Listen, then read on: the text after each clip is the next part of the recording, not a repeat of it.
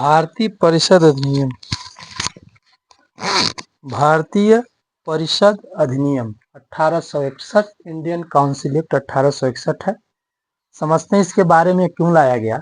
सबसे important point है, इस अधिनियम द्वारा भारतीय मंत्रिमंडलीय व्यवस्था की नींव रखी गई। भारत का जो मंत्रिमंडल सिस्टम है उस व्यवस्था की नींव रखी गई। इस अधिनियम के द्वारा भारतीय मंत्रिमंडलीय व्यवस्था की नींव रखी गई और इसमें निम्नलिखित प्रावधान किए गए, जिनमें से कुछ मुख्य प्रावधान है जो हमारी परीक्षा की दृष्टि से इम्पोर्टेंट है, उसको हम जान लेते हैं। पहला प्रावधान है, कार्यकारी परिषद के सदस्यों की संख्या 4 से बढ़ाकर 5 कर दी गई। इनमें से 3 सदस्य प्रशासनिक सेवा थे जिनको भारत में रहने का 10 वर्ष का अनुभव होना आवश्यक था। यानी कार्यकारी परिषद के सदस्यों की संख्या 4 से बढ़ाकर 5 कर दी गई, जिनमें से 3 सदस्य ऐसे थे जो प्रशासनिक सेवा से थे, जिनको भारत में प्रशासन करने का 10 वर्ष का अनुभव होना आवश्यक था। दूसरा, वायसराय की विधान परिषद में न्यूनतम 6 और अधिकतम 12 अतिरिक्त मनोनीत सदस्यों का प्रावधान किया गया। इनमें से आधे सदस्यों का गैर सरकारी होना आवश्यक था। जो आधे सदस्य थे उनका गैर सरकारी होना आवश्यक था। 1862 में लॉर्ड कैनिंग ने 3 भारतीयों 1862 में लॉर्ड कैनिंग ने 3 भारतीयों, बनारस के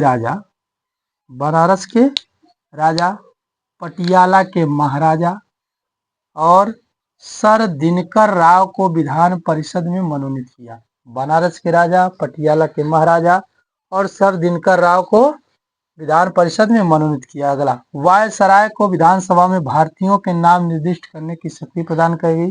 यानी वो किसी भी भारतीय का विधानसभा में उसका नाम क्या कर सकता, निर्दिष्ट कर सकता था, यानी उसके नाम को घोषित कर सकता था।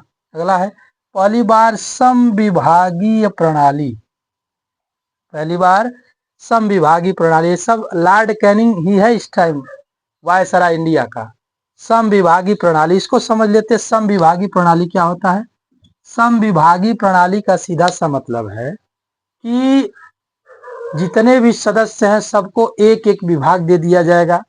उस विभाग की जो भी जिम्मेदारी है उनके प्रति होगी। जो नियम कानून बनाएंगे उस विभाग का मंत्री ही बनाएगा।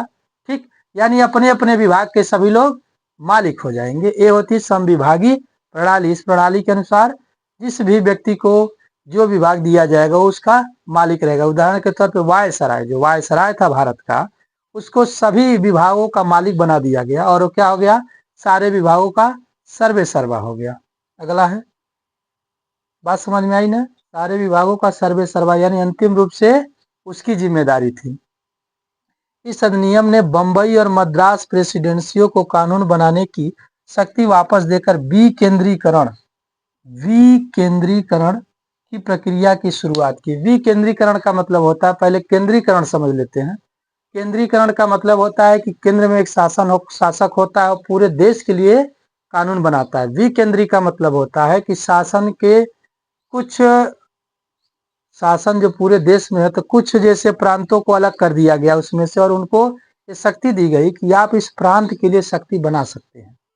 जो इस प्रांत के लिए शक्ति बना सकते हैं, यानी इस पर केंद्र का नियंत्रण तो रहेगा, लेकिन पूर्ण रूप से यानी आपको स्वतंत्रता दी जा रही है कि आप बंबई के लिए और मद्रास के लिए आप क्या कर सकते हैं, कानून बना सकते हैं। आपको स्वतंत्रता दी जा रही है बनाने के लिए। तो एक बार फिर से समझते हैं, समविभागीय प्रणाली सबसे इंपॉर्टेंट है। समविभागीय प्रणाली का सीधा सा मतलब है कि जो